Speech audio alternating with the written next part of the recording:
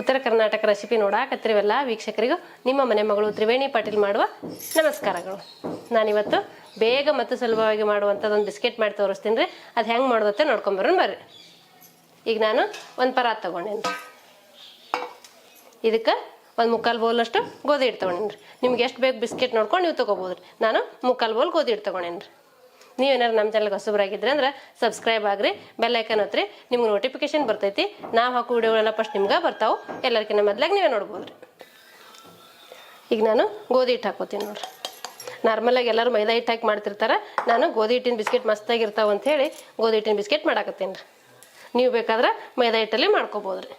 ಒಂದು ಚಿಟಿಕೆ ಉಪ್ಪು ಹಾಕೋತೀನಿ ರೀ. ಒಂದು ಸ್ಪೂನ ಸಕ್ಕರೆ ಹಾಕೋತೀನಿ ರೀ.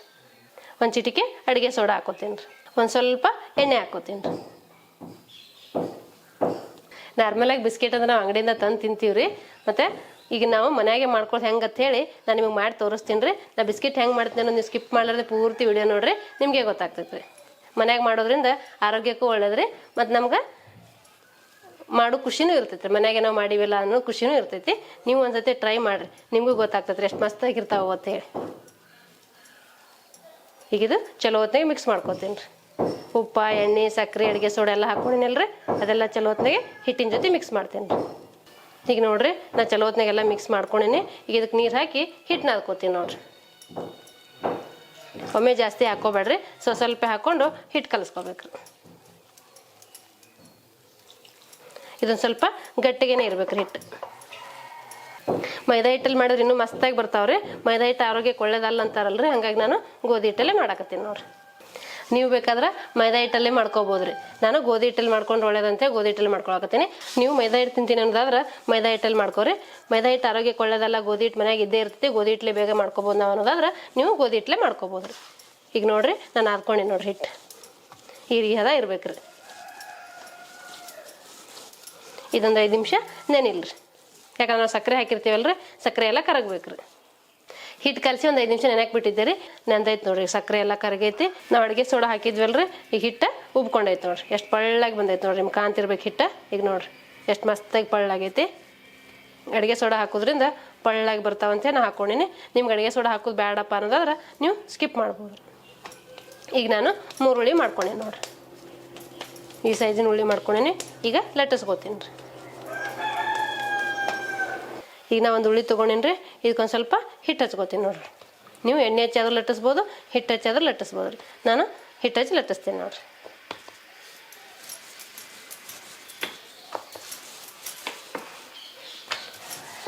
ಈ ರೀತಿ ಲಟ್ಟಿಸ್ಕೋಬೇಕ್ರಿ. ಈಗ ನೋಡಿರಿ, ಇದೇನು ತಳಗೆ ಲಟ್ಟಿಸ್ಬೇಡ್ರಿ ಚಪಾತಿ ಥರ. ಇದು ಸ್ವಲ್ಪ ದಪ್ಪನೇ ಲಟ್ಟಿಸ್ಬೇಕಾಗ್ತದೆ ರೀ. ನೋಡಿರಿ, ನಾನು ಈ ಸೈಜಲ್ಲಿ ಲಟ್ಟಿಸ್ಕೊಂಡೀನಿ. ನಿಮಗೆ ಎಷ್ಟು ದಪ್ಪ ಬೇಕು ನೋಡಿಕೊಂಡು ಅಷ್ಟು ದಪ್ಪ ಲಟ್ಟಿಸ್ಕೋಬೋದು ರೀ. ಈ ಸೈಜಲ್ಲಿ ಲಟ್ಟಿಸ್ಕೊಂಡ್ರೆ ಕರೆಕ್ಟಾಗಿ ಇರ್ತೈತೆ ರೀ. ನಿಮ್ಗೆ ಯಾವ ಸೇಪ್ ಬೇಕು ನೋಡಿಕೊಂಡು ಆ ಸೇಪಲ್ಲಿ ಕಟ್ ಮಾಡ್ಕೋಬೋದು ರೀ. ನಾನೀಗ ಚೌಕಿಗೆ ಕಟ್ ಮಾಡ್ಕೋತೀನಿ ರೀ.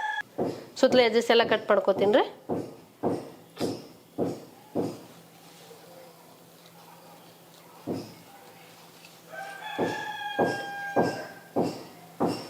ಈಗ ಇದೆಲ್ಲ ತೆಗೆದು ಬಿಡ್ತೀನಿ ರೀ.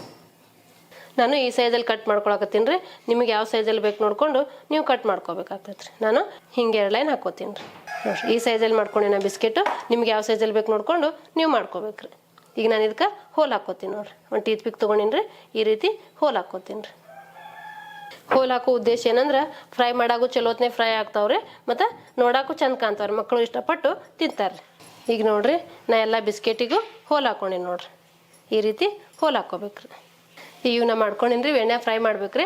ಈಗ ನಾನು ಒಂದು ಪಾತ್ರೆ ಇಟ್ಕೋತೀನಿ ನೋಡಿರಿ. ಈಗ ಇದಕ್ಕೆ ಕರಿಯಾಕೆ ಬೇಕಾಗಷ್ಟು ಎಣ್ಣೆ ಹಾಕೋತೀನಿ ರೀ. ಮುಳುಗೋಷ್ಟು ಹಾಕೊಂಡ್ರೆ ಸಾಕ್ರಿ. ಇದು ಎಣ್ಣೆ ಬಿಸಿ ಆಗಲ್ರಿ. ಈಗ ನೋಡಿರಿ, ಎಣ್ಣೆ ಕಾಯ್ದೈತ್ರಿ. ನಾ ಈಗ ಮಾಡ್ಕೊಂಡಿರೋ ಬಿಸ್ಕೆಟ ಇವು ಎಣ್ಣೆಗೆ ಹಾಕಿ ಫ್ರೈ ಮಾಡ್ಕೋತೀನಿ ನೋಡಿರಿ. ನಾ ಒಂದೊಂದೇ ಎಣ್ಣೆ ಬಿಡ್ತೀನಿ ರೀ. ನಿಮ್ಮ ಪಾತ್ರೆ ಒಳಗೆ ಎಷ್ಟು ಹಿಡಿತಾವೆ ನೋಡಿಕೊಂಡು ನೀವು ಬಿಡ್ಬೋದು ರೀ. ನೀವು ಮೀಡಿಯಮ್ ಫ್ಲೇಮಲ್ಲಿ ಇಟ್ಟು ಫ್ರೈ ಮಾಡ್ಕೋಬೇಕಾಗ್ತೈತೆ ರೀ. ನೋಡಿರಿ, ಎಷ್ಟು ಮಸ್ತಾಗೆ ಬಂದು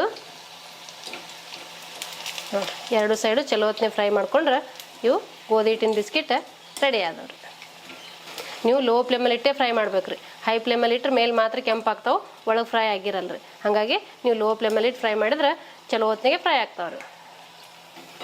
ನೋಡಿರಿ, ನಾ ಬಿಟ್ಟಾಗ ಎಷ್ಟು ಗುಳಿ ಬರ್ತಾ ಇದ್ದು ಈ ಗುಳಿ ಕಡಿಮೆ ಆಗ್ಯಾವ ನೋಡ್ರಿ. ಗುಳಿ ಕಡಿಮೆ ಆಗ್ಯಾವ ಅಂದ್ರೆ ಫ್ರೈ ಆಗ್ಯಾವ ಅಂತ ಅರ್ತಾರೆ. ಈಗ ನಾನು ತಕ್ಕೋತೀನಿ ನೋಡ್ರಿ. ನೋಡ್ರಿ ಎಷ್ಟು ಮಸ್ತಾಗಿ ಸೌಂಡ್ ಬರಾಕತ್ತಾವು. ಈಗ ನಾನು ಒಂದು ಪ್ಲೇಟಿಗೆ ಹಾಕ್ಕೋತೀನಿ ನೋಡ್ರಿ. ಇದೇ ರೀತಿ ಮಿಕ್ಕಿದ್ದೆಲ್ಲ ಮಾಡ್ಕೋತೀನಿ ರೀ. ಈಗ ಬಿಸಿ ಇರಬೇಕಾದ್ರೆ ನೀವು ಒಂಚೂರು ಹಚ್ಚ ಖಾರದ ಪುಡಿ ಉದುರಿಸ್ಬೇಕಾಗ್ತೈತೆ ರೀ. ಅಂದ್ರೆ ಟೇಸ್ಟ್ ಇರ್ತಾವ ಅಂಥೇಳಿ ಹಾಕ್ಕೊಳಕತ್ತೀನಿ ರೀ. ನಾನು ಖಾರವಾಗಿ ಮಸ್ತಾಗಿರ್ತಾವ್ರಿ. ಮೇಲೊಂದು ಚೀಟಿಗೆ ಉಪ್ಪು ಉದುರಿಸ್ತೀನಿ ರೀ. ಇದು ಬಿಸಿ ಇದ್ದಾಗೆ ಉದುರಿಸ್ಬೇಕ್ರಿ, ತಣ್ಣಗಾದ್ಮೇಲೆ ಅಂಟ್ಕೊಳಲ್ರಿ. ಬಿಸಿ ಇದ್ದಾಗ ಹಾಕಿದ್ರೆ ಅಂಟ್ಕೊಳ್ತೈತ್ರಿ ಅದು. ನೀವು ನಿಮ್ಮ ಮನ್ಯಾಗ ಮಾಡಿ ನಿಮ್ಮ ಅಭಿಪ್ರಾಯ ತಿಳಿಸ್ಬೋದ್ರಿ. ನೋಡಿದ್ರಲ್ರಿ ವೀಕ್ಷಕರೇ, ದಿಢೀರಾಗೆ ಗೋಧಿ ಹಿಟ್ಟಿನ ಬಿಸ್ಕೆಟ್ ಮಾಡೋದನ್ನ.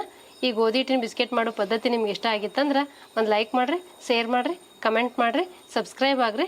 ಧನ್ಯವಾದಗಳು.